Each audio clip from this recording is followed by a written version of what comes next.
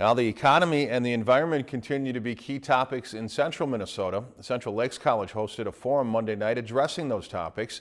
As our Scott Sheehan tells us, Winona LaDuke gave her Honor the Earth perspective of the Sandpiper Pipeline.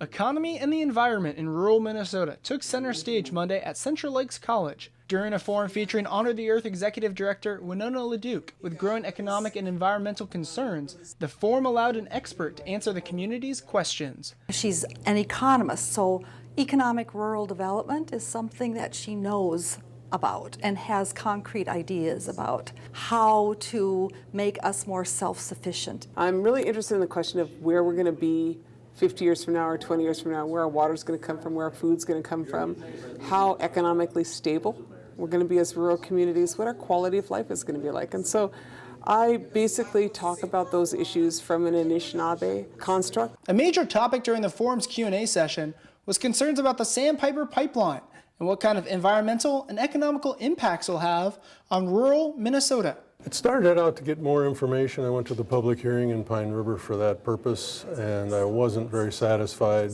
with what they put out because, for instance, all of their maps showed where the pipeline was going, but they showed no water anywhere along the route. LaDuke says the pipeline doesn't belong near Minnesota's lakes and waterways because there have been too many spills by similar pipelines. And the pipeline puts us all at risk. It's 610 miles of really volatile Bakken crude headed towards Lake Superior. The Enbridge company has had 800 spills. They have no track record. The latest data from Enbridge itself says that they could stop a leak between 8 and 10 minutes if someone was able to find it. LaDuke also says if the Sandpiper Pipeline is built, it will allow more oil pipelines to use the same route through Minnesota. And she says Minnesotans will assume a lot of risk from a pipeline that will yield little oil for Minnesotans. Scott Sheehan, Lakeland News. Central Lakes College plans to hold a similar forum again later this fall. If you've enjoyed this segment of Lakeland News, please consider making a tax-deductible contribution to Lakeland Public Television.